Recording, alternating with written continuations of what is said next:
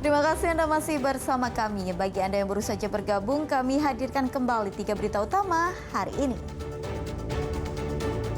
Berniat menjual nanas ke kota Bandung, 2 penumpang pikap tewas tertimpa pohon besar di jalur Subang, Bandung. 3 karyawan dapur SPPG di Kabupaten Tasikmalaya mengalami keracunan karena menghirup asap genset. Kami juga menghadirkan inovasi lampu hemat energi, karya para santri di sebuah pondok pesantren di kota Bandung.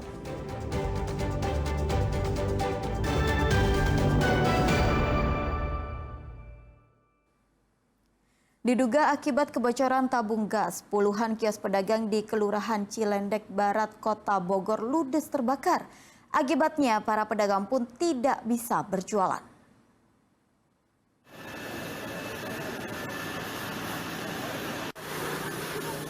Kobaran api melalap puluhan kios milik pedagang di Jalan Brigjen Sabta Aji, Kelurahan Cilendek Barat, Kota Bogor, Kamis dini hari. Kebakaran terjadi saat kios dalam kondisi kosong. Kobaran api dengan cepat meluas hingga menghanguskan 10 kios di area tersebut.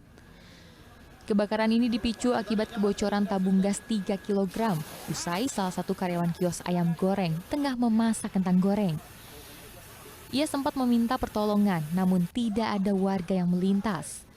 Sementara petugas pemadam kebakaran mengerahkan 8 unit armada ke lokasi. Petugas terpaksa membongkar pintu kios yang terkunci karena sumber api terus membesar. Api berhasil ditaklukkan setelah 1 jam proses pemadaman. Lagi masak kentang, terus tiba-tiba gasnya bocor, Terus? Beleduk gitu. Nah saya panik ya, saya udah manggil-manggil kebakaran, cuman gak ada yang dengar. Pas ada angkot lewat, saya berhenti angkot, terus angkot nyabut gas. Itu yang kerja berapa orang? Ya yang kerja 1 orang. 1 orang? Oh. Isinya gerobak, alhamdulillah aman. Tapi itu yang di dalamnya habis semua. Habis semua. Betul. Untuk bisa dagang lagi ini gimana Bapak? Kayaknya nggak bisa jualan Pak. Karena di dalamnya juga habis. Di kebakaran yang awal apinya dari kios ayam debro yang mengakibatkan 10 kios yang lain ikut terbakar. Kejadiannya jam 2 subuh, direspon oleh damkar Kota Bogor, sudah terkendali dengan unit pemadam dari Kota Bogor, 1 unit dari Kabupaten Bogor. Kerugian diperkirakan 1 miliar dengan awal api diduga dari kebocoran gas kios ayam debro. Akibat kebakaran itu, kerugian material diperkirakan mencapai 1 miliar rupiah. Guna penyelidikan lebih lanjut, polisi memasang garis polisi di lokasi kebakaran. Iwan Kurniawan melaporkan dari Kota Bogor.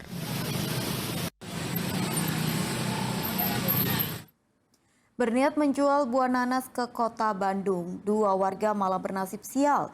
Mereka tewas setelah mobil pikap yang mereka tumpangi tertimpa pohon tumbang saat melintas di jalur Subang, Bandung.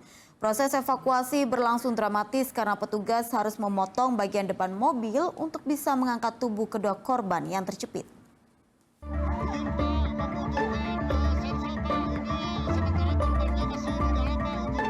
Kepanikan melanda warga di jalur Subang, Bandung di wilayah Ciater, Kabupaten Subang, Rabu siang. Warga seperti tidak berdaya menyaksikan 2 penumpang pikap tertimpa pohon besar jenis sopsi. Pohon tumbang akibat diterjang angin kencang disertai hujan deras. Proses evakuasi berlangsung dramatis dan tidak mudah. Petugas harus berhati-hati memotong batang pohon yang menimpa mobil, sementara 2 korban terjepit di kabin mobil. Petugas harus memotong pintu dan mengangkat bagian atas mobil agar bisa mengeluarkan kedua korban. Butuh waktu lama bagi petugas sebelum akhirnya bisa mengevakuasi kedua korban ke puskesmas untuk divisum.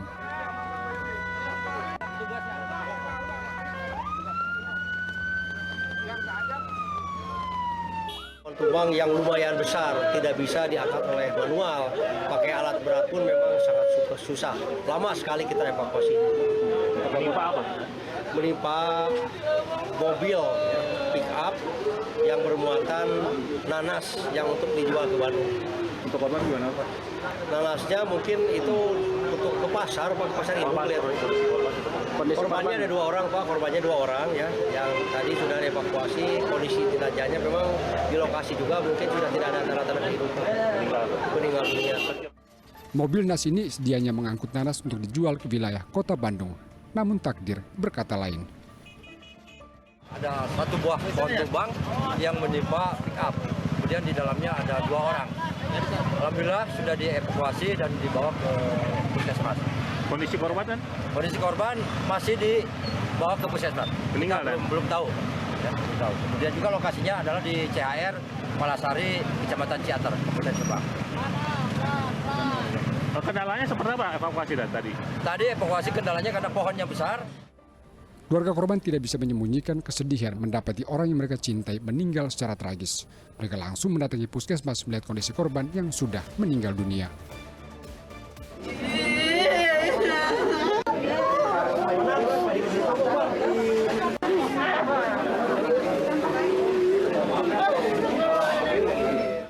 Selain korban jiwa, peristiwa tragis ini juga memicu kemacetan panjang sejauh 5 km karena jalur Subang-Bandung maupun arah sebaliknya ditutup selama proses evakuasi.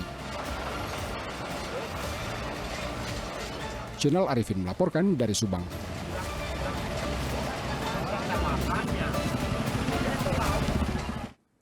Polisi menangkap 4 anggota geng motor di Purwakarta. Komplotan ini meresahkan warga karena beraksi menggunakan senjata tajam.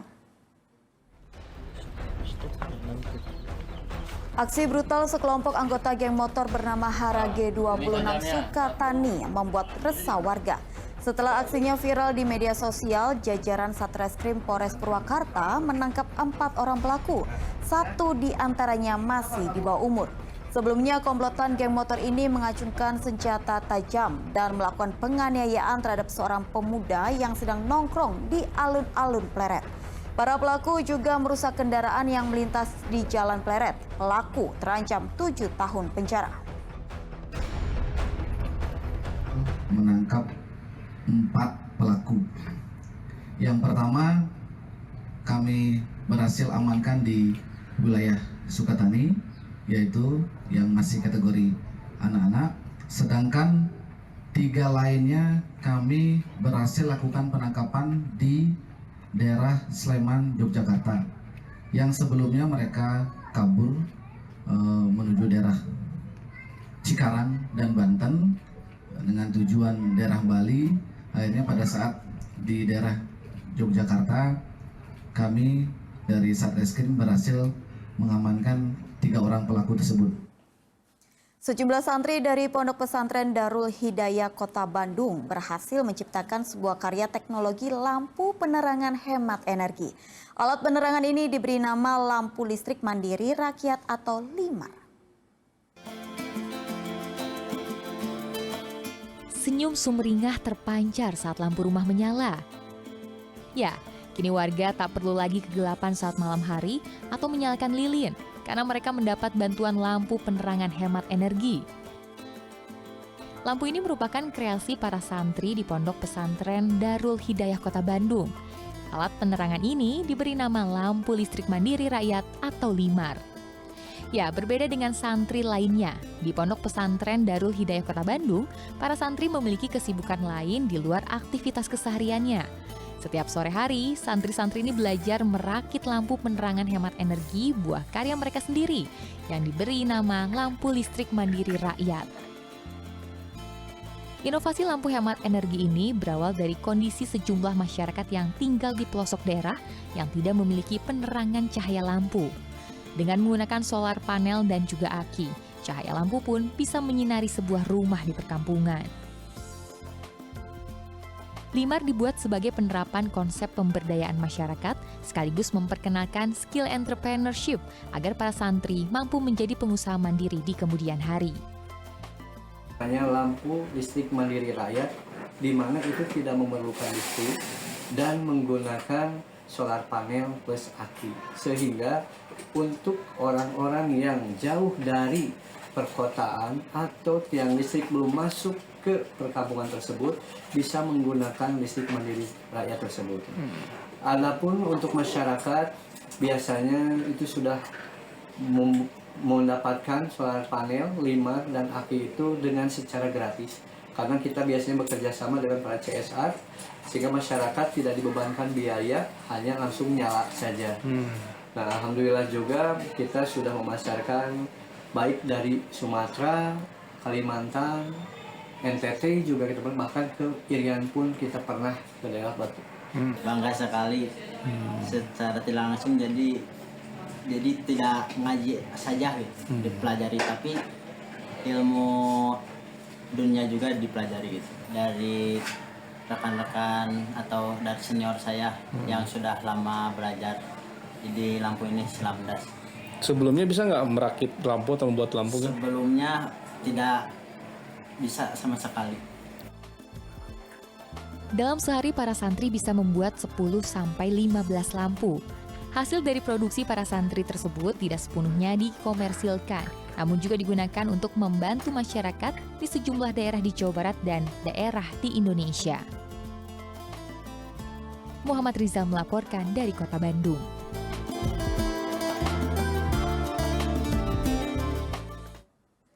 Laporan tersebut mengakhiri berita Jabar hari ini. Jangan lupa pastikan Anda subscribe channel YouTube Liputan 6 SCTV Daerah. Saya Tabita Putri, berterima kasih atas perhatian dan kebersamaan Anda. Selamat beraktivitas dan sampai jumpa.